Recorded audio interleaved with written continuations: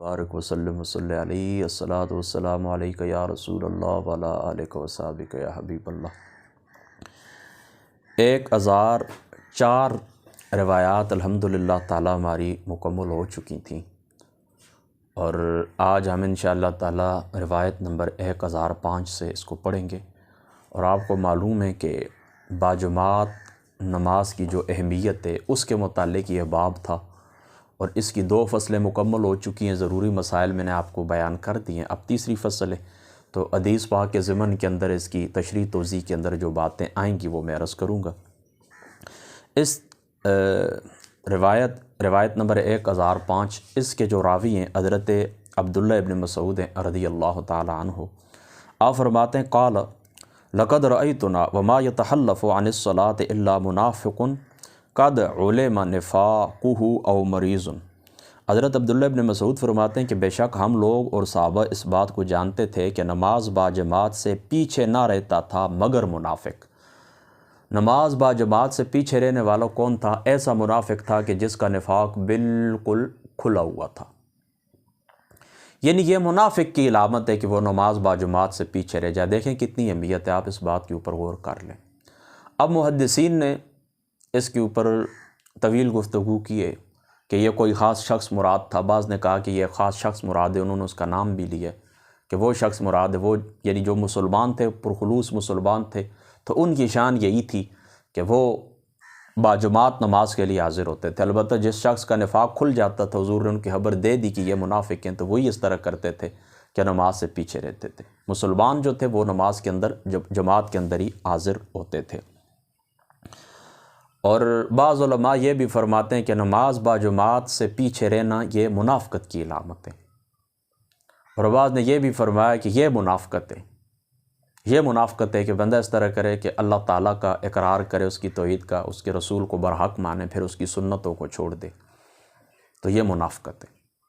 بہرحال چلو، یہاں پر کیا ہے کہ وہ جس کا نفاق بالکل کھلا ہوا ہوتا تھا وہ نماز سے رہ جاتا تھا، او مریض، یا پھر کون تھا؟ مریض تھا۔ ظاہری سی بات ہے کہ میں آپ کو گنوا چکا ہوں کہ چاند ایک عذر ہیں، اعذار ہیں کہ جن کی وجہ سے بندہ نماز سے پیچھے رہ سکتا ہے جماعت سے، وہ میں نے آپ کو گنوا دیے تھے، تقریباً 17 تھے یا 18 تھے۔ بہرحال نہیں گنوائیں تو بعد میں پھر گنوا دوں گا، کوئی بات بھی نہیں۔ تو یا تو منافق پیچھے رہتے تھے یا مریض، یعنی کوئی بھی عذر والا شخص، مریض ہو یا کوئی۔ ان کان المریض لیمشی بین رجلین حتی یأتی الصلاۃ، اور مریض کی یہ حالت ہوتی تھی کہ وہ 2 آدمیوں کے درمیان چل کے نماز کے لیے آ جاتا تھا، یعنی مریض ہوتا تھا، مرض ہوتا تھا، اس مریض ہے، بیمار ہے، لیکن پھر بھی دیکھیں ان کو جماعت کا کتنا شوق تھا، اور جماعت کو وہ کتنا لازمی سمجھتے تھے کہ وہ اس طرح کرتے تھے کہ 2 آدمیوں کے کندھوں کے اوپر ہاتھ رکھ کے وہ کیا کرتے تھے؟ آ جاتے تھے۔ وقال ان رسول اللہ صلی اللہ تعالی علیہ وآلہ وسلم علمنا سنن الہدی، حضور علیہ الصلاۃ والسلام کی ذات اقدس ہمیں سنن ہدا، حضور علیہ الصلاۃ والسلام کی ذات اقدس ہمیں سنن ہدا، یعنی ایسی سنتیں جو ہدایت کے راستے کے اوپر ڈالنے والی۔ سنن ہدا کا کیا مطلب ہے؟ سنن ہدا کا مطلب ہے ایسی سنتیں جو ہدایت کے راستے کے اوپر ڈالنے والی ہوتی، وہ حضور علیہ الصلاۃ والسلام ہمیں سکھاتے تھے۔ علمنا سنن الہدا وان من سنن الہدا الصلاۃ فی المسجد الذی یؤذن فیہ، اور سنن ہدا میں سے یعنی وہ سنتیں جو ہدایت کے راستے کے اوپر ڈالتی ہیں، ان سنتوں میں سے ایک سنت یہ بھی ہے کہ اس مسجد کے اندر حاضر ہو کر نماز ادا کی جائے کہ جہاں پر اذان ہوتی ہے، یعنی ایسی مسجد جہاں پر امام مقرر ہے، وہاں پر امام ہے، باقاعدہ نماز پڑھاتا ہے، یا اگر متعین امام نہیں بھی ہے لیکن جماعت ہوتی ہے وہاں پر، یعنی اذان ہوتی ہے، جماعت ہوتی ہے۔ تو سنن ہدا میں سے یہ ہے کہ بندہ کیا کرے؟ اس جماعت کے ساتھ، یعنی اس مسجد کے اندر حاضر ہو اور وہاں پر جماعت کے ساتھ نماز ادا کرے۔ اس مقام کے اوپر حضرت محدث دہلوی صاحب رحمۃ اللہ تعالی علیہ آپ فرماتے ہیں کہ یعنی سنن ہدا سمجھ گئے نا آپ، یعنی سنن ہدا کون سی سنت؟ ایسی سنتیں جو ہدایت کے راستے کے اوپر ڈال دیتی ہیں، یعنی قرب اللہ تعالیٰ کے قریب کر دیتی ہیں، اللہ تعالیٰ کی رضا اس بندے کو حاصل ہو جاتی ہے، یعنی درگاہ الہی کا وہ بندہ مقرب ہو جاتا ہے ان سنتوں کے اوپر عمل کر کے، ان کو سنن ہدا کہتے ہیں۔ اور فرماتے ہیں سنن ہدا کا اکثر اور بیشتر اطلاق سنت مؤکدہ کے اوپر ہوتا ہے، یعنی جہاں پر لفظ سنن ہدا آتا ہے تو اس سے مراد اکثر اور بیشتر کون سی سنتیں ہوتی ہیں؟ سنت مؤکدہ، یعنی وہ سنتیں جن کی تاکید کی گئی ہے ان کے اوپر، یعنی ان کو اگر جان بوجھ کر چھوڑا جائے تو عذاب کا خدشہ ہے کہ عذاب آ جائے۔ اور یہ میں پہلے بھی غالباً روایات آپ کو سنا چکا ہوں کہ جہاں پر قرآن پاک کے اندر آتا ہے نا، اللہ تعالیٰ فرماتا ہے کہ یا ایھا الذین آمنوا لا تخونوا اللہ والرسول، کہ اے ایمان والو تم اللہ سے خیانت نہ کرو اور اس کے لا تخونوا اللہ والرسول، تم اللہ سے خیانت نہ کرو اور اس کے رسول سے خیانت نہ کرو۔ تو اس کے ضمن کے اندر ملا جیون صاحب رحمۃ اللہ تعالیٰ علیہ آپ تفسیرات احمدیہ کے اندر لکھتے ہیں کہ اللہ تعالیٰ سے خیانت کیا ہے؟ اللہ تعالیٰ سے خیانت یہ ہے کہ فرائض کو چھوڑ دیا جائے، اور رسول اللہ کی ذات اقدس سے خیانت کیا ہے کہ حضور کی سنتیں چھوڑ دی جائیں۔ اب آپ سمجھ گئے اس بات کو؟ ہاں، بس یاد رکھیں کہ علماء نے وہاں سے یہ استدلال پکڑا ہے جہاں پر حدیث پاک کے اندر یعنی حضور علیہ الصلوۃ والسلام ان کو دائماً کیا کرتے تھے تو ان کو ہی انہوں نے درجہ دیا ہے، ورنہ قرآن پاک کی جو اصطلاحیں وہ فرض اور نوافل کی ہیں۔ قرآن پاک کی دو ہی اصطلاحیں، فرض اور نوافل۔ اب نوافل کون سے لازمی ہیں تو اس کے اوپر دیکھیں علماء نے نصوص کے اندر غور کیے، پھر جن کے اوپر حضور علیہ الصلوۃ والسلام دائماً عمل فرماتے تھے تو ان کو سنن ہدا یا سنت مؤکدہ کے اندر انہوں نے رکھا ہے، اور جہاں پر حضور علیہ الصلوۃ والسلام نے فقط ترغیب دی ہے تو ان کو انہوں نے کیا کیا، سنن غیر مؤکدہ کے اندر، یا ان کو آپ مستحبات بھی کہہ سکتے ہیں، نافلہ بھی کہہ سکتے ہیں، ان کے اندر رکھا ہے۔ کرنے والے کو ثواب ملتا ہے، حکم اس کا یہ ہوتا ہے، اور نہ کرنے والے کے اوپر کسی قسم کا کوئی گناہ نہیں ہوتا ہے۔ اور کہتے ہیں کہ یعنی سنن مؤکدہ کے لیے، سنت مؤکدہ کے لیے حدیث پاک کے اندر کون سے الفاظ ہیں؟ سنن الہدا کے، اکثر اور بیشتر علماء نے اس کے اوپر اس کا اطلاق کیا۔ اور سنن زوائدہ یعنی غیر مؤکدہ کے لیے سنن زوائدہ کا لفظ آیا ہے، سنن زوائدہ۔ اب آپ سمجھ گئے نا، بس یہ دو باتیں آپ نے ذہن کے اندر رکھنی ہے۔ تو اب یہاں پر کیا بات ہوئی ہے کہ وَإِنَّ مِن سنن الہدا الصلاۃ فی المسجد الذی یؤذن فیہ، وفی روایت قال من سرہ ان یلقى اللہ غدا مسلما، اور یہ بندہ جو چاہتا ہے کہ کل اللہ تعالیٰ کی ذات اقدس سے اس بندے کی ملاقات ہو مسلمان، یعنی اسلام کے اوپر وہ بندہ جائے، مر جائے، اسلام کے اوپر اس کا خاتمہ ہو اور اللہ تعالیٰ کی ذات اقدس سے وہ ملاقات کرے اس حالت میں کہ وہ مسلمان ہو۔ ملا علی قاری صاحب رحمۃ اللہ تعالیٰ علیہ آپ لکھتے ہیں اس مقام کے اوپر مسلمن یعنی مسلمن کاملن، اور کامل اسلام کی حالت میں، پکا ٹھکا مسلمان کامل اسلام کی حالت میں خدا سے ملے تو فلیحافظ علی ہذہ الصلاۃ الخمس حیث ینادی بہن، تو پھر وہ بندہ کیا کرے، ان 5 نمازوں کی پابندی کرے اور جماعت کے ساتھ پابندی کرے، یعنی یہ 5 نمازیں پڑھے اور جن مساجد کے اندر اذان ہوتی ہے وہاں پر بلایا جاتا ہے، دیکھیں نا، حیث ینادی بہن، جہاں پر تمہیں ندا دی جاتی ہے، ان الفاظ کے ساتھ تمہیں ندا دی جاتی ہے، یعنی اذان دی جاتی ہے، اس مسجد کے ساتھ جا کر امام کے ساتھ جماعت کے ساتھ ان 5 نمازوں کی وہ بندہ پابندی کرے تو انشاءاللہ کیا ہوگا، انشاءاللہ کامل مسلمان کی حیثیت سے وہ اللہ تعالیٰ کی ذات اقدس سے ملاقات کرے گا۔ ٹھیک ہے سمجھ؟ فإن اللہ شرع لنبیکم سنن الہدا وإنہن ولو انکم صلیتم فی بیوتکم کما یصلی ھذا المتخلف فی بیتہ لترکتم سنت نبیکم۔ اور حضرت عبداللہ ابن مسعود رضی اللہ تعالیٰ عنہ آپ سے مروی ایک روایت ہے کہ یعنی یہ تو میں نے آپ کو ترجمہ سنا دیا نا، جس بندے کے لیے یہ باعث مسرت ہو کہ وہ کل اسلام کی حالت میں اللہ سے ملاقات کرے تو اسے چاہیے کہ ان 5 نمازوں کی حفاظت کرے جہاں بھی ان کے لیے اذان دی جاتی ہو۔ بے شک اللہ تعالیٰ نے تمہارے نبی، یعنی دیکھیں نا، فإن اللہ شرع لنبیکم، بے شک اللہ تعالیٰ کی ذات اقدس نے، بے شک اللہ تعالیٰ کی ذات اقدس نے تمہارے نبی کو سنن ہدا عطا کیے۔ شرع لنبیکم سنن الہدا، ہائے ہائے، اللہ تعالیٰ کی ذات اقدس نے تمہارے نبی کو سنن الہدا عطا کی۔ وَإِنَّهُنَّ، وَإِنَّهُنَّ، اچھا، وَإِنَّهُنَّ، اور انہی سنن ہدا میں سے یہ کہ ان 5 وقت کی جو نماز ہے ان کو جماعت کے ساتھ پڑھے۔ وَلَوْ أَنَّكُمْ صَلَّيْتُمْ فِي بُيُوتِكُمْ كَمَا يُصَلِّي هَذَا الْمُتَخَلِّفُ، اگر تم اس طرح کرو گے، نماز گھروں میں ہی پڑھ لو گے جس طرح کہ یہ منافق پڑھتے ہیں، تو پھر کیا ہوگا، لَتَرَكْتُمْ سُنَّتَ نَبِيِّكُمْ، لَتَرَكْتُمْ سُنَّتَ نَبِيِّكُمْ، تم اپنے نبی کی سنت کو چھوڑنے والے ہو جاؤ گے۔ وَلَوْ تَرَكْتُمْ سنت نبیکم، اور اگر تم حضور علیہ الصلوۃ والسلام اپنے نبی کی سنت کو چھوڑنے والے بن جاؤ گے تو لضللتم، تم گمراہی کے اندر جا پڑو گے۔ اور غالباً ایک روایت کے اندر آتا ہے، اللہ تعالیٰ کمی بیشی معاف فرمائے، لکفرتم، اور اس لکفرتم والی روایت کو بھی غالباً ملا علی قاری صاحب نے مرقات شریف کے اندر نقل کیا، چونکہ آج میں نے مرقات نہیں دیکھی ہے، یعنی یہ ایسا میں نے نہیں دیکھا ہے، تو میں انشاءاللہ اس کی چند باتیں میں آپ کو پڑھ کے سناؤں گا، لیکن چونکہ یہ ابتدائی جو روایات ہیں یہ میں نے وہاں پر نہیں دیکھی ہیں، تو غالباً اگر میں بھول نہیں رہا ہوں تو وہاں پر یعنی ملا علی قاری صاحب رحمۃ اللہ تعالیٰ علیہ آپ نے لکھا ہے کہ لکفرتم والی بھی ایک روایت ہے کہ پھر تم کفر کرنے والے بن جاؤ گے۔ یعنی تم اس طرح اپنے نبی کی سنتوں کو چھوڑ دو گے تو لکفرتم، تم کفر کرنے والے ہو۔ سمجھ گئے نا اس بات کو؟ اور یعنی کیا مطلب کہ ہو سکتا ہے ایسے بندے کا خاتمہ ایمان کے اوپر نہ کفر کے اوپر ہو۔ وما من رجل یتطہر فیحسن الطہور، اور تم میں سے کوئی بندہ بھی جو وضو کرتا ہے، اچھا وضو کرتا ہے، ثم یعمد الی مسجد من هذه المساجد، پھر ان مسجدوں کی طرف جاتا ہے، الا کتب اللہ له بکل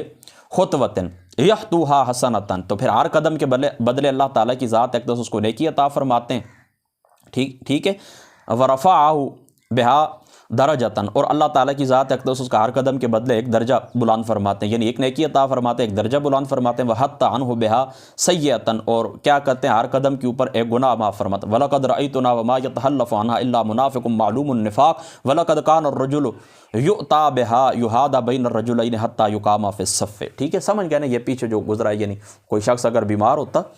تو دو سہاروں کے بندوں کے سہارے سے وہ جھولتا ہوا مسجد کے اندر آ جاتا اور صف کے اندر اس کو کھڑا کر دیا جاتا، اور نماز سے پیچھے رہنا کس کی علامت ہے؟ منافقوں کی علامت ہے۔ سمجھ گئے نا؟ تو یہ روایت یہاں پر مکمل ہو گئی، آگے بڑھتے ہیں۔ وعن ابی ہریرہ عن النبی صلی اللہ تعالی علیہ وسلم قال لولا ما فی البیوت من النساء والذریۃ اقمت صلاۃ العشاء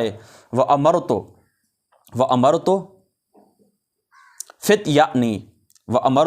فتیانی یحرکون ما فی البیوت بالنار، یعنی حضور علیہ الصلوۃ والسلام فرماتے ہیں اگر گھروں میں عورتیں اور بچے نہ ہوتے تو میں نماز عشاء قائم کرتا اور اپنے خادموں کو حکم دیتا کہ گھروں میں جو کچھ ہے ہر چیز کو مکمل طور پر جلا دیتے، جو کچھ گھروں کے اندر ہے۔ دیکھیں یہاں پر کیا آتا ہے؟ ما فی البیوت، یہ ما جو ہوتا ہے نا غیر ذوی العقول کے لیے، جو کچھ بھی ہے سب کو کیا کر دے؟ جلا دے۔ دیکھیں کتنی سختی ہے،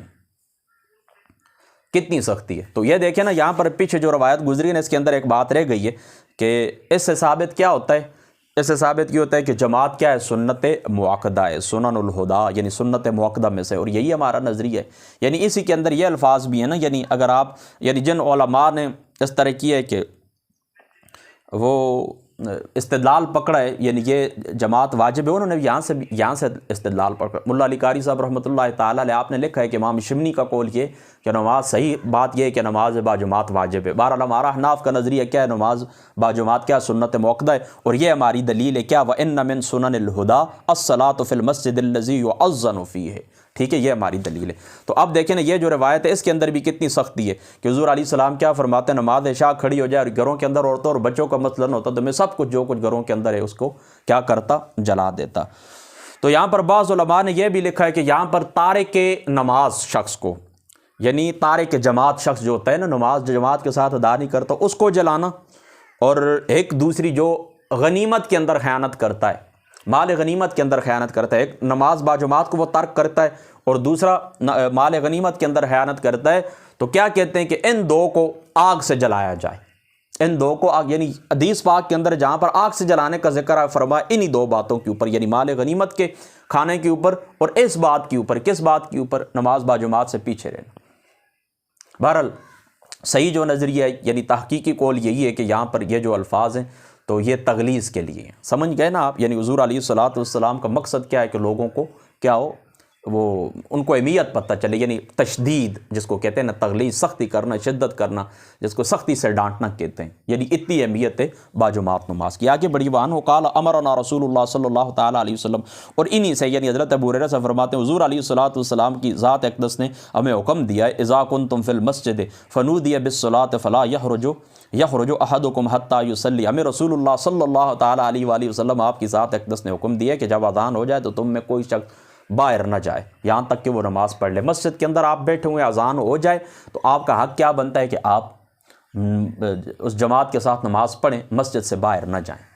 لیکن ہاں کچھ عذر ہے، بے شک آپ جا سکتے ہیں، مثال کے طور پر آپ کا سفر ہے، آپ نماز پہلے پڑھ چکے ہیں تو آپ چلے جائیں۔ اگر وقت کے اندر وسعت ہے، اگر آپ پہلے پڑھ چکے ہیں اور اس کے بعد اس طرح مثال کے طور پر وہ فجر کی نماز نہیں ہے، عصر کی نماز نہیں ہے، مغرب کی نماز نہیں، کیونکہ 3 نفل نہیں ہوتے، مغرب کی رکعتیں 3 ہوتی ہیں، اور اسی طریقے سے عصر کے بعد کوئی نوافل نہیں ہوتے، صبح کے بعد کوئی نوافل نہیں ہوتے، آپ پڑھ بھی چکے ہیں تو آپ کے اوپر کسی قسم کی تہمت نہ آئے، آپ اس طرح کر امام کے ساتھ شامل ہو جائیں، وہ نماز آپ کی نفلی ہو جائے گی۔ باقی وہ شخص جا سکتا ہے مثال کے طور پر ساتھ دوسری مسجد کے اندر میں نے نماز پڑھانی، میں بھی اٹھ کے جا سکتا ہوں۔ اس طرح جو عذر معقول عذر ہوتے ہیں جن کی واقعی ضرورت ہوتی ہے اور اظہار مجبوری ہوتی ہیں، اگر کوئی کسی قسم کا عذر نہ ہو تو پھر اس بندے نے زیادتی کی ہے کہ اگر وہ اس طرح کرتا ہے کہ باہر چلا جاتا ہے، اذان ملتی ہے اور اپنے کھیل کود کے اندر لو لاب کے اندر مشغول ہو جاتا ہے، بہت زیادتی کرتا ہے۔ ٹھیک ہے، وعن ابی شعشع قال حرج رسول اللہ صلی اللہ تعالی علیہ شعصہ ہے قال حرج رجل من المسجد بعد ما اذن فی فقال ابو ہریرہ اما ھذا فقد عصى ابا القاسم صلی اللہ تعالی علیہ وآلہ وسلم۔ حضرت ابو شعصہ رضی اللہ تعالیٰ عنہ آپ سے روایت ہے، آپ سے تابعین میں سے، کہ ایک آدمی مسجد میں اذان ہونے کے بعد نکلا تو حضرت ابو ہریرہ نے فرمایا کہ اس شخص نے کیا کی، ابا القاسم یعنی حضور رحمت عالم محمد مصطفیٰ صلی اللہ تعالی علیہ وآلہ وسلم آپ کی اس نے نافرمانی کی ہے۔ وعن عثمان بن عفان قال قال رسول اللہ صلی اللہ تعالی علیہ وسلم من ادرکہ الاذان فی المسجد ثم حرج لم یحرج لحاجت وهو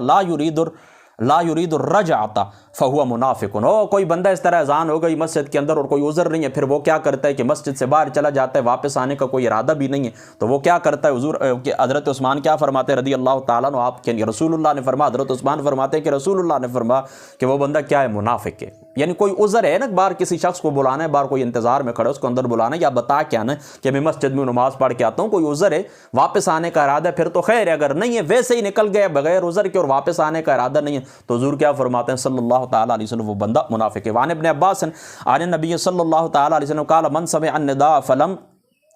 یجبہ فلا صلاۃ لہ الا من عذر۔ فرمایا حضرت ابن عباس فرماتے ہیں، نبی پاک روایت کرتے ہیں، آپ نے فرمایا جس نے اذان سنی اور اس کا جواب نہ دیا تو اس کی نماز نہیں مگر کسی عذر کی وجہ سے، ان عذر میں سے جن کا پیچھے ذکر ہوا ہے۔ ٹھیک ہے، کوئی بات بھی نہیں، اس کے اندر بھی کوئی مشکل بات بھی نہیں ہے۔ یعنی دیکھیں نا، اذان مل گئی تو اس کا ایک تو جواب یہ ہے کہ اس کے پیچھے پیچھے آپ اس طرح کریں،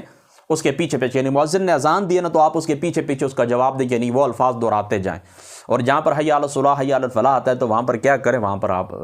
ولا حول ولا قوت الا باللہ، جس طرح وہ پیچھے حدیث پاک گزر چکی ہے، میں آپ کو بتا چکا ہوں، آپ پڑھیں۔ یہ ایک تو اذان کا جواب یہ، اور دوسرا جواب یہ ہے کہ وہ مؤذن نے آپ کو پکارا ہے نا کہ آئیں حی علی الصلاۃ، ٹھیک ہے، نماز کی طرف آئیں، کامیابی کی طرف آئیں، تو اس کا جواب یہ ہے کہ آپ لبیک کہتے ہو، اپنا کام کاروبار چھوڑ کے مسجد کے اندر حاضر ہو جائیں۔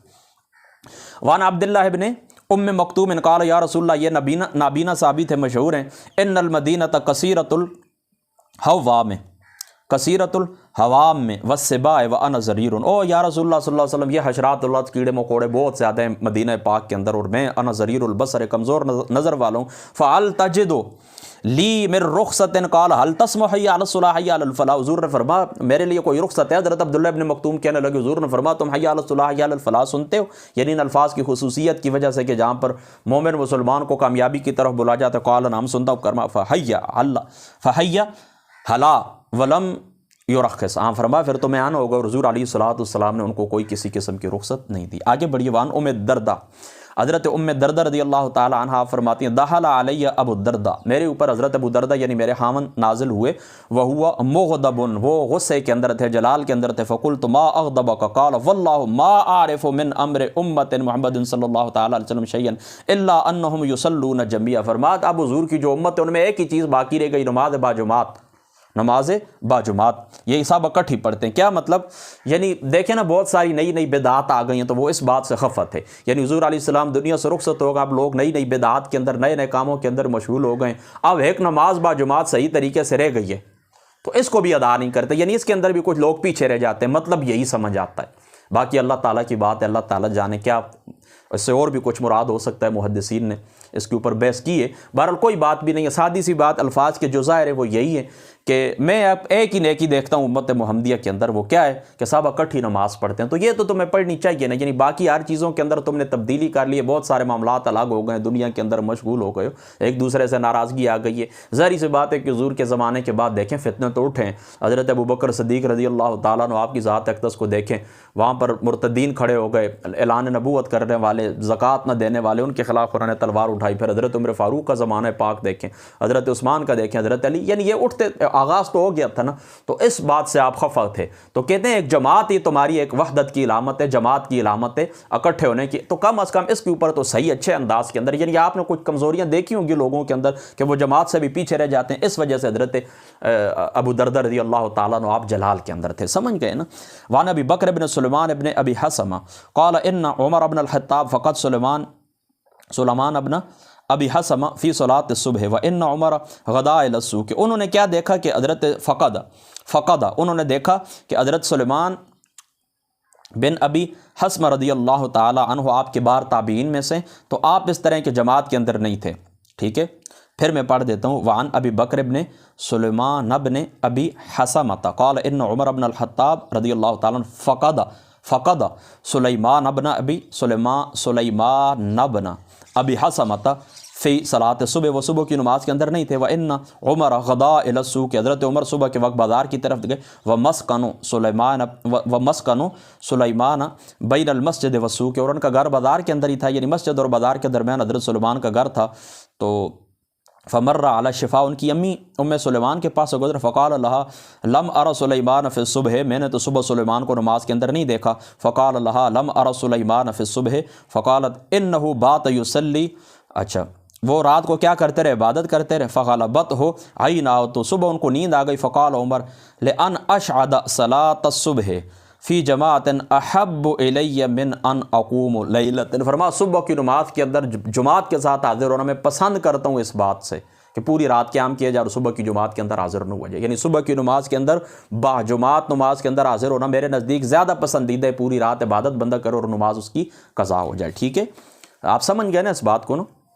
اس لیے بعض علماء اس مقام کے اوپر فرماتے ہیں کہ اگر آپ قیام اللیل کرتے ہیں، یعنی محدث دہلوی صاحب رحمۃ اللہ تعالی علیہ آپ نے لکھا ہے کہ بعض علماء اس مقام کے اوپر فرماتے ہیں کہ اگر آپ قیام اللیل کرتے ہیں اور اس قیام اللیل کی وجہ سے، یعنی رات کو آپ تہجد کی نماز پڑھتے ہیں، اللہ کی عبادت کرتے ہیں، تسبیح کے اندر مطالعے کے اندر آپ وقت گزارتے ہیں، تو پھر اس طرح کہ وہ رات کا جاگنا یعنی صبح کی نماز کے لیے بوجھ بن جائے، یعنی کبھی اس طرح آپ کو نیند آ جائے، آپ کی آنکھیں بند ہو جائیں، پھر آپ دن کو اٹھیں اور نماز پڑھیں، قضا نماز پڑھیں، تو اس وجہ سے فرماتے ہیں اگر آپ کا رات کا قیام اللیل اگر بوجھ بنتا ہے، رکاوٹ بنتا ہے صبح کی نماز کے لیے، تو اس قیام اللیل کو ترک کر دینا زیادہ بہتر ہے، قیام اللیل کو ترک کر دینا زیادہ بہتر ہے۔ بس یہ بات آپ نے ذہن کے اندر، یعنی صبح نماز کے اندر باجماعت نماز کے اندر دیکھیں نا، اصل میں باب ہمارا کیا چل رہا ہے؟ باجماعت نماز کی فضیلت ہے، یعنی باجماعت نماز پڑھنا اتنی فضیلت والی بات ہے۔ آگے بڑھیے۔ وعن ابی موسیٰ الاشعری قال قال رسول اللہ صلی اللہ تعالیٰ علیہ وآلہ وسلم اثنان فما فوقہما جماعت، دو بندے ہوں یا فرما دو اور دو سے زیادہ انسان جماعت، یعنی دو بندے ہوں تو ایک آگے ہو جائے ایک ساتھ کھڑے ہو جائے، اور تین بندے ہوں تو ایک امام اور دو پیچھے کھڑے ہو جائیں، جماعت کروائیں۔ وعن بلال ابن عبداللہ ابن عمر عن ابی قال قال رسول اللہ صلی اللہ علیہ وسلم لا تمنع النساء حظوظہن فی المساجد، فرمایا کہ عورتوں کو ان کے مساجد، حضور علیہ الصلوۃ والسلام نے فرمایا عورتوں کو ان کے مساجد کے ان کو مساجد کے حصہ سے نہ روکو، ٹھیک ہے، سمجھ گیا؟ من المساجد فاذا استاذنکم فقال بلال واللہ لا نمنعن، واللہ لا نمنعن، میں ضرور منع کروں گا۔ فقال بلال، یعنی حضرت بلال ابن عبداللہ ابن عمر اپنے باپ سے روایت کرتے ہیں کہ میرے باپ عبداللہ نے کہا کہ رسول اللہ نے فرمایا عورتوں کو ان کے مساجد کے حصہ سے منع نہ کرو، یعنی جو کچھ ان کے لیے برکت وہاں پر رکھی ہوئی اس سے ان کو منع نہ کرو، وہ تم سے اگر اجازت طلب کرائیں۔ تو بلال نے کیا کہا کہ میں تو منع کروں گا۔ فقال لہ عبداللہ، حضرت عبداللہ ان کے والد کیا کہنے لگے؟ اقول قال قال رسول اللہ صلی اللہ علیہ وسلم تقول انت لنمنعن، وفی روایت سالم عن ابی قال فاقبل علیہ عبداللہ فسبہ سبا، پھر ان کو برا بلا بھی انہوں نے کہا، ان کے اوپر سب و شتم کیا۔ ما سمعتہ سبہ مثلہ قط، اور ایسی سب و شتم کی کہ میں نے پہلے تو سنا ہی نہیں تھا۔ وقال اخبرک عن رسول اللہ صلی اللہ تعالیٰ علیہ وسلم وتقول واللہ لا نمنعن، اور میں تمہیں رسول اللہ کی خبر دے رہا ہوں اور تم کہیں گے کہ میں منع کروں گا، یعنی رسول اللہ نے فرمایا کہ ان کو مسجد جانے سے نہ روکو، یہ تم سے اگر اجازت طلب کرے۔ تو حضرت بلال ان کے بیٹے کہنے لگے میں منع کروں گا، یعنی زمانے کے فتنے فساد کی وجہ سے۔ تو حضرت عبداللہ ان کے اوپر غصے کے اندر آ گئے، اور حضرت سالم کیا کہتے ہیں اتنی سخت باتیں کہی، یعنی سب و شتم، اتنا سب و شتم کیا کہ اس سے پہلے تو میں نے ایسا سنا ہی نہیں تھا۔ کس وجہ سے؟ کہ رسول اللہ کے فرمان کے مقابلے میں تم اپنی بات سامنے لاتے ہو، رسول اللہ کے فرمان کے مقابلے میں تم اپنی بات سامنے لاتے ہو۔ تو اس روایت سے کیا معلوم ہوتا ہے کہ نص کے مقابلے میں رائے کو نہیں پیش کیا جائے گا، نص کے مقابلے میں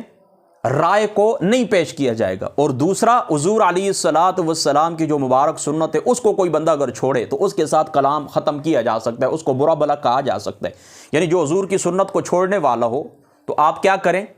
اس کے ساتھ۔ یہ دیکھیں اگلی روایت، بلکہ میں پہلے پڑھ دیتا ہوں۔ حضرت مجاہد حضرت عبداللہ ابن عمر سے ان النبی صلی اللہ تعالیٰ علیہ وسلم قال لا یمنعن رجل اہلہ ان یأتوا المساجد، فرمایا تمہاری عورتیں جس وقت تم سے مسجد جانے کی اجازت طلب کریں کہ وہ مسجد جائیں تو آپ نے ان کو منع نہیں کرنا۔ فقال ابن لعبداللہ ابن عمر، تو ان کے ایک بیٹے تھے عبداللہ ابن عمر کے، فرمایا فإنا نمنعن، میں منع کروں گا۔ حضرت عبداللہ ابن عمر کے بیٹے کیا کہنے لگے؟ میں منع کروں گا۔ فقال عبداللہ احدثک عن رسول اللہ صلی اللہ تعالیٰ علیہ وسلم وتقول ھذا، میں تجھے رسول اللہ کا فرمان سنا رہا ہوں اور تم یہ کہہ رہے ہو۔ قال فما کلمہ عبداللہ حتی مات، پھر فرماتے کہ وفات تک حضرت عبداللہ ابن عمر رضی اللہ تعالیٰ عنہ نے کیا کیے، ان سے بات نہیں کی، اپنے بیٹے سے خفا ہو گئے اور ایسے خفا ہوئے کہ وفات تک ان سے بات ہی نہیں کی ہے۔ تو اللہ تعالیٰ کے دین کے لیے رسول اللہ صلی اللہ تعالیٰ علیہ وآلہ وسلم کی غیرت کھانا، اللہ کے دین کے لیے غیرت کھانا، یہ صحابہ پاک کی سنت ہے۔ حضرت عبداللہ ابن عمر اپنے بیٹے سے انہوں نے اتنا کہا کہ میں منع کروں گا، انہوں نے حضور کا فرمان سنایا ہے نا، تو انہوں نے کہا کہ میں منع کروں گا۔ تو جو حضور کی سنت کے مقابلے میں آئے، حضور علیہ الصلوۃ والسلام کی سنت ہے، اس کا وہ انکار کرے، حضور کے فرمان کا انکار کرے، سنتوں کو چھوڑنے والا کوئی شخص ہو تو اس سے آپ تعلق قطع کر سکتے ہیں، اس کو برا بلا کہہ سکتے ہیں، اس کو ڈانٹ ٹپٹ کر سکتے ہیں۔ یعنی دیکھیں نا، فرائض کوئی چھوڑے اس کے ساتھ بھی تعلق ختم، واجبات کوئی چھوڑے اس کے ساتھ بھی آپ تعلق ختم کر سکتے ہیں۔ البتہ سنت مؤکدہ جو شخص چھوڑے اس کو ڈانٹ سکتے ہیں، اس کے ساتھ بھی آپ تعلق ختم کر سکتے ہیں۔ ہاں البتہ جو مستحبات ہوتے ہیں تو مستحبات یہ چوائس ہوتی ہے، مستحبات کیا ہوتے ہیں، یہ چوائس ہوتی ہے، کوئی شخص کرے تو چلو ثواب والی بات ہے، اس کے اندر آپ اس طرح کریں۔ اعلیٰ حضرت رضی اللہ تعالیٰ عنہ آپ نے بھی یہی لکھا ہے کہ مستحبات کے اوپر ترک تعلق نہیں کیا جاتا، لیکن مؤکدہ سنتوں کے اوپر ترک تعلق کیا جائے گا۔ اور یہاں پر ایک خاص بات آپ ذہن کے اندر رکھیں، وہ یہ کہ یہاں پر چونکہ محدث دہلوی صاحب رحمۃ اللہ تعالیٰ علیہ آپ نے لکھا ہے کہ حضرت عبداللہ ابن عمر رضی اللہ تعالیٰ عنہ آپ نے اپنے بیٹے کو حدیث سنائی، انہوں نے کیا کہا کہ درمیان کے اندر فرمایا کہ میں منع کروں گا، تو فرماتے ہیں کہ جو نص ہوتی ہے، نص کے مقابلے میں رائے کو پیش نہیں کیا جائے گا، نص کے مقابلے میں رائے کو نہیں پیش کیا جائے گا۔ اب دیکھیں جو احناف ہیں، احناف ان کو اصحاب الرائے کہا جاتا ہے، بہت سارے علماء نے ان کے متعلق لکھا ہے کہ یہ کون لوگ ہیں، اصحاب الرائے ہیں۔ اب یہاں پر میں اس طرح تھوڑی سی آپ کو گفتگو سنا دیتا ہوں، حضرت ملا علی قاری صاحب رحمۃ اللہ تعالیٰ علیہ آپ کی، اس میں ذرہ برابر بھی کوئی شک شبے کی گنجائش نہیں ہے کہ اصحاب ابو حنیفہ رضی اللہ تعالیٰ عنہ، امام اعظم سمیت آپ اپنی رائے پیش کرتے ہیں، لیکن یہ جو اصحاب الرائے کا ٹائٹل ان کے لیے بعض علماء نے استعمال کیا ہے اور موجودہ دور کے جو غیر مقلدین ہیں وہ بھی کرتے ہیں، تو یہ تنقیص کے طور کے اوپر کرتے ہیں۔ یعنی اصحاب الرائے ہونا، یاد رکھیں صاحب رائے ہونا کوئی بری بات نہیں ہے۔ ایک شخص ہے نا، آپ سے کوئی بات کرتا ہے، آپ اپنی رائے تو دیتے ہیں نا، میں اپنی رائے دیتا ہوں، آپ اپنی رائے دیتے ہیں، کوئی کتاب آپ پڑھتے ہیں، مطالعہ کرتے ہیں، اس کے متعلق آپ اپنی رائے دیتے ہیں، تو مطلقاً رائے دینا تو کوئی بھی برا نہیں ہے، لیکن وہ رائے دینا بری بات ہے کہ جو اللہ تعالیٰ کے قرآن اور رسول اللہ کی سنت کے مقابلے کے اندر ہو۔ یعنی امام اعظم ابو حنیفہ رضی اللہ تعالیٰ عنہ اور آپ کے ساتھی اصحاب الرائے اگر ان کو کہا جائے تو کوئی بات بھی نہیں ہے، لیکن ان کی رائے یاد رکھیں قرآن اور سنت کے مقابلے کے اندر نہیں ہوتی۔ یہ جو آپ اس طرح کرتے ہیں نا، تاثر دینے کی کوشش کرتے ہیں، وہ یہ تاثر دینے کی کوشش کرتے ہیں، ان کی تنقیص کرتے ہیں۔ یعنی یہ اصحاب الرائے تھے، کیسے کہ قرآن اور سنت کے مقابلے کے اندر اپنی رائے پیش کرتے تھے، جبکہ ایسی بات کوئی بھی نہیں ہے، وہ قرآن اور سنت کے مقابلے میں اپنی رائے نہیں پیش کرتے تھے۔ وہ مختلف قسم کے کچھ مسائل ہیں کہ جہاں پر اپنی رائے پیش کی جاتی ہے، جس طرح حضرت معاذ بن جبل رضی اللہ تعالیٰ عنہ آپ کی وہ ابو داؤد شریف والی روایت میں آپ کو سنا چکا ہوں، تو وہاں پر مسائل بعض ایسے ہیں کہ جن کے اندر ضرورت پڑتی ہے کہ وہاں پر اپنی رائے آپ پیش کریں، لیکن وہ رائے کیسی رائے ہوتی ہے، وہ قرآن اور سنت کے مد مقابل نہیں ہوتی، بلکہ قرآن اور سنت سے مستفاد ہوتی ہے۔ یعنی قرآن اور سنت کے اوپر، اقوال صحابہ کے اوپر، ان کو سامنے رکھتے ہوئے، ان کی آراء کو سامنے رکھتے ہوئے ایک فیصلہ دیا جاتا ہے، ایک رائے دی جاتی ہے۔ تو اس معنی کے اندر اصحاب ابو حنیفہ اور حضرت امام اعظم ابو حنیفہ رضی اللہ تعالیٰ عنہ آپ اصحاب الرائے ہیں، اور یہ کوئی عیب والی بات نہیں ہے، لیکن یہ کیا کرتے ہیں، یہ اس کو عیب بنا کر پیش کرتے ہیں، ایسی کوئی بات بھی نہیں۔ اب دیکھیں میں آپ کو یہ سناتا ہوں، یہ ملا علی قاری صاحب رحمۃ اللہ تعالیٰ علیہ آپ کی مرقات شریف میرے سامنے پڑھی ہوئی ہے، تو آپ فرماتے ہیں کہ ولو راج اچھا و اے فرق بینہ و بین المبتدع، یعنی بدعتی اور سنی، سنت کے اوپر چلنے والا اور بدعت کے اوپر چلنے والا، ان کے درمیان یہ فرق ہے کہ جو صاحب بدعت ہوتا ہے وہ سنت کے یعنی بدعت کیا ہوتی ہے، سنت کے مقابلے کے اندر ہوتی ہے۔ رسول اللہ صلی اللہ تعالیٰ علیہ وآلہ وسلم کا جو طریقہ ہے، جو فرمان ہے، اس کے مد مقابل ایک اپنی رائے پیش کی جاتی ہے۔ تو یہ فرق ہے سنت اور بدعت کے اندر، کہ ہمیشہ یاد رکھے بدعت کیا ہوتی ہے، سنت کے مقابلے کے اندر ہوتی ہے۔ اما سمع، کیا تم نے نہیں سنا، لا یؤمن احدکم حتی یکون ہواہ تبعا لما جئت بہ، فرما تم میں سے اس وقت تک کوئی کامل مسلمان نہیں ہو سکتا، تم میں سے اس وقت تک کوئی کامل مومن نہیں ہو سکتا جب تک کہ اپنی خواہشات کو اس شے کے تابع نہ کر لے جو میں لے کے آیا ہوں۔ یعنی آپ اس طرح نہیں کریں گے کہ آپ کی جو خواہشات ہیں ان خواہشات کے پیچھے آپ دین کو چلائیں گے، یعنی دین کی آپ ایسی تعویل اور ایسی تشریح کریں گے جو آپ کی من پسند ہو۔ اپنی خواہشات کے مطابق دین کو ڈالنے کی کوشش کریں گے، رسول اللہ کے فرامین کو ڈالنے کی کوشش کریں گے، ایسا نہیں ہوگا۔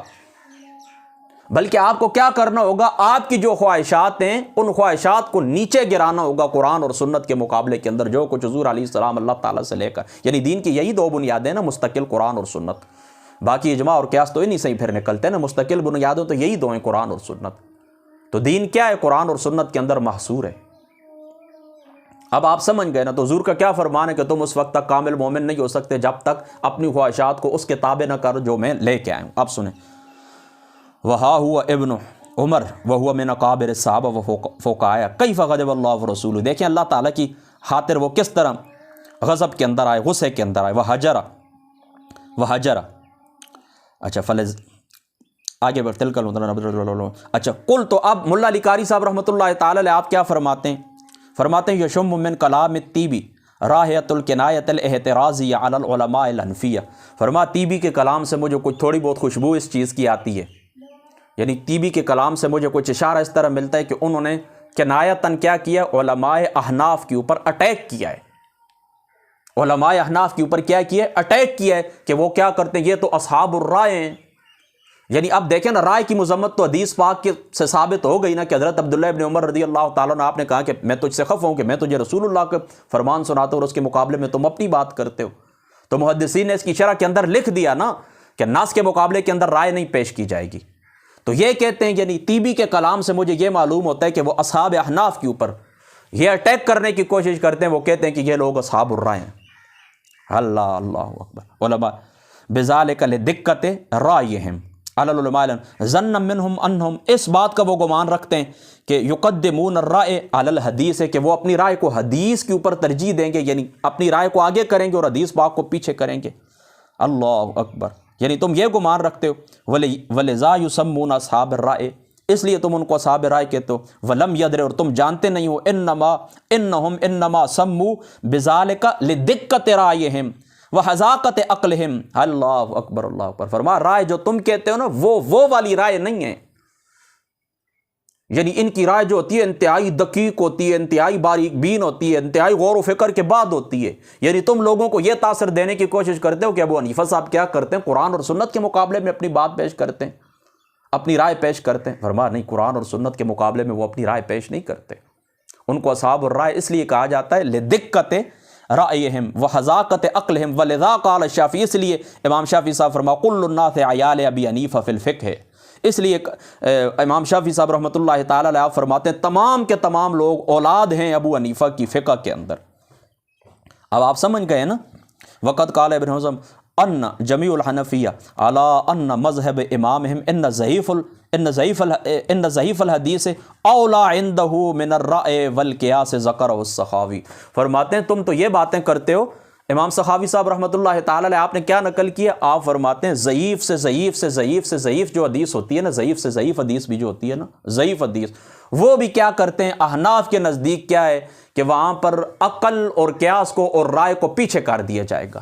یعنی ضعیف حدیث کے مقابلے میں صحیح حدیث، اور اسی طریقے سے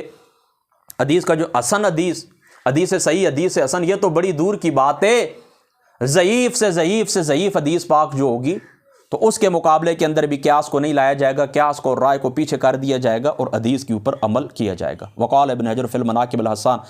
اعلم انہ یتعین علیک اللہ تفهم من قول بعض العلماء نبی حنیفہ واصحابہ انہم اصحاب الرائے ان مرادهم بذلك تنکیسهم ولا نسبتهم الى انہم یقدمون رائیهم علی سنت رسول اللہ صلی اللہ علیہ وسلم ولا علی قول اصحابہ، فرمائے رسول پاک صلی اللہ تعالی علیہ وآلہ وسلم آپ کی سنت تو بڑی دور کی بات ہے، جو صحابہ پاک کے اقوال ہوتے ہیں ان کے اوپر بھی اپنی رائے آگے نہیں کرتے، یعنی ان کو بھی کیا کرتے ہیں، ترجیح دیتے ہیں اپنی رائے کے اوپر، لأنہم براءۃ من ذالک، یہ جو الزام تم ان کو دیتے ہو یہ اس سے بری ہیں۔ فقد جاء نبی حنیفہ من طرق کثیرہ انہ اولا یأخذ بما فی القرآن، ابو حنیفہ صاحب رحمۃ اللہ تعالی علیہ آپ کیا کرتے ہیں، کسی بھی مسئلے کے اندر سب سے پہلے قرآن کو دیکھتے ہیں، فإن لم یجد فبالسنہ، اگر وہاں پر قرآن کے اندر ان کو وہ بات نہیں ملتی تو پھر سنت کو پکڑتے، فإن لم یجد فبقول الصحابہ، اگر وہاں پر بھی وہ بات نہیں پاتے تو فبقول الصحابہ، صحابہ پاک کے اقوال کو پکڑتے، من طرق کثیرہ انہ اولا یأخذ بما فی القرآن اچھا فیجد بقول صحابہ فإن اختلفوا اخذا بما کان اقرب الی القرآن او السنہ. پھر اگر کہتے ہیں کہ اس بات کے اندر اختلاف ہو جائے، یعنی وہ دیکھیں نا وہ مسائل متعارض ہو جائیں، کچھ بھی ہو جائے، یعنی منصوصی جو مسائل ہوتے ہیں نصوص بھی آپس میں متعارض ہوتی ہیں نا بعض مقامات کے اوپر، تو پھر کیا کہتے ہیں وہ اس کے اندر کیا کہتے ہیں، اس بات کو پکڑ لیتے ہیں جو اقرب الی القرآن والسنہ ہو. یعنی ان تینوں کے اوپر غور کرتے ہیں نا، قرآن کے اوپر بھی، سنت کے اوپر بھی، اور اس کے اندر اقوال صحابہ کو بھی. یعنی یہ تینوں باتیں جس وقت کوئی مسئلہ ایسا پیش آ جائے تینوں کو دیکھتے ہیں اور پھر کس بات کو پکڑتے ہیں. یعنی ایک تو نصوصی مسائل ہوتے ہیں، ان کے اندر منصوصی جو مسائل ہوتے ہیں بالکل واضح جو ہوتے ہیں، ظاہری سی بات ہے ان کے اندر تو اجتہاد نہیں کیا جاتا نا، لیکن جہاں پر نصوص متعارضہ آ جائیں پھر وہاں پر کیا کرتے ہیں، قرآن کو دیکھتے ہیں، سنت کو دیکھتے ہیں، اقوال صحابہ کو دیکھتے ہیں، اور پھر اس کے بعد کیا کرتے ہیں، اس چیز کو پکڑ لیتے ہیں، اس چیز کو پکڑ لیتے ہیں. فَإِنِ اخْتَلَفُوا أَخَذَ بِمَا كَانَ أَقْرَبَ إِلَى الْقُرْآنِ أَوِ السُّنَّةِ مِنْ أَقْوَالِهِمْ فَإِن لَمْ يَجِدْ لِأَحَدٍ مِّنْهُمْ قَوْلًا لَمْ يَأْخُذْ بِقَوْلِ أَحَدٌ مِّنَ التَّابِعِينَ بَلْ يَجْتَهِدُ كَمَا اجْتَهَدُوا. اللہ اکبر. پھر کیا کہتے ہیں، ہاں البتہ جہاں پر تینوں سے یہ بات ثابت نہیں ہوتی ہے، یعنی قرآن سے بھی یہ مسئلہ واضح نہیں ہوا، رسول اللہ کی سنت سے بھی، اقوال صحابہ میں سے، پھر وہاں پر مختلف جو تابعین کے اقوال آ جاتے ہیں تو وہاں پر وہ بھی اجتہاد کرتے ہیں. یعنی تابعین تک جس وقت بات پہنچ آتی ہے تو پھر وہ بھی اپنی ان کی رائے کے مقابلے میں وہ اپنی رائے پیش کرتے ہیں. بل یجتہد کما اجتہد. وقال ابن مبارک عنہ اذا جاء الحدیث عن رسول اللہ صلی اللہ علیہ وسلم فعل الراس. حضرت ابن مبارک فرماتے ہیں کہ جب حدیث رسول آ جائے فعل الراس والعین، ہماری آنکھوں کے اوپر اور ہمارے سر کے اوپر، فاذا جاء عن الصحابۃ احترنا. اور جہاں پر بات آ گئی صحابہ پاک کی تو وہاں پر ہم اختیار کرتے ہیں. کیا کرتے ہیں، یعنی ان کے مختلف اقوال ہوتے ہیں ان کو اختیار کرتے ہیں، اور جو قرآن اور سنت کے زیادہ موافق ہو اس کو پکڑ لیتے ہیں. وَإِذَا جَاءَ عَنِ التَّابِعِينَ. اور جہاں پر تابعین کی بات آ جائے زاہمناہم، تو پھر ہم کیا کرتے ہیں، ان کے مقابلے کے اندر ہم مزاحمت کرتے ہیں. یعنی یہ تابعین کے اقوال ہیں نا، تو ان کو ہم کیا کرتے ہیں، چننے کی کوشش کرتے ہیں، ان کے اندر تدبر کرنے کی کوشش کرتے ہیں، اور ان کو وہ حیثیت نہیں دیتے تابعین کے اقوال کو کہ جو صحابہ، یعنی صحابہ پاک کے آگے تو گردنیں جھکی ہوئی ہیں، ہم کیا کرتے ہیں ان میں سے اختیار کرتے ہیں. اور جہاں پر تابعین کے اقوال آ جاتے ہیں تو وہاں پر ہم مزاحمت کرتے ہیں، ان کے اوپر ڈیبیٹ کرتے ہیں، ان کے اوپر بحث مباحثہ کرتے ہیں. اگر قابل و قبول ہوں تو الحمدللہ، نہ قبول ہو تو رد کر دیتے ہیں. زاہمنا وہن و اذن عجب للناس یقول تابع الرائے ما لم تلب الاسر وہن و اذن لیس ادنا یقول برائے ما کتاب اللہ ولا ما سنت رسول اللہ ولا ما مجتمع علیہ. فرما ہاں خبردار یہ لوگ کیا کہتے ہیں، فرما اللہ تعالیٰ کی کتاب کی بات آ جائے، رسول اللہ کی سنت کی بات آ جائے، صحابہ پاک کے اجماع کی بات آ جائے تو پھر ہم کسی قسم کی کوئی رائے کو اختیار نہیں کرتے. واما مختلف فی فتح من، ہاں اب البتہ اس سے نیچے بات آ جائے، یعنی تابعین تک بات پہنچائے تو پھر کیا کرتے ہیں، فنتحیر من اقاویلہم اقربہ الی کتاب اللہ تعالیٰ و الی السنت ونجتہد وما جاوز ذلک فالاجتہاد بالرأی لمن عرف الاختلاف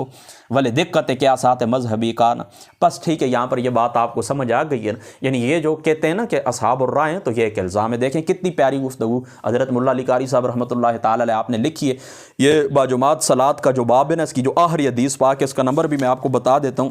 1083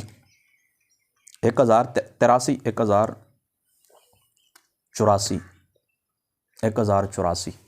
تو اس کے ضمن کے اندر یعنی آگے باب و تسویت صف شروع ہو جاتا ہے نا، تو اس کی پہلی فصل شروع ہو جاتی ہے، یعنی باجماعت فضیلت کا جو باب ہے تو اس کی جو آخری فصل ہے، اس آخری فصل کی آخری حدیث پاک ہے. اس کے ضمن کے اندر آپ یہ دیکھ سکتے ہیں کہ ملا علی قاری صاحب رحمۃ اللہ تعالی علیہ آپ نے کتنی تفصیل لکھی ہے. اور یہ بھی میں آپ کو مختصر، چونکہ ابھی اذان کا وقت ہونے والا ہے پھر ہم نماز پڑھیں گے، یہ مختصر سی میں نے آپ کو بے سنا دی. تو یہ آپ نے فرق یاد رکھنا ہے، کس کا، اصحاب الرائے کس کو کہتے ہیں، مطلقاً اصحاب الرائے کیا ہوتا ہے، اور قرآن یعنی رائے دینا کوئی معیوب چیز نہیں ہے. رائے وہ معیوب ہے کہ جو قرآن اور سنت کے مقابل آ جائے. واخر دعوانا ان الحمد للہ رب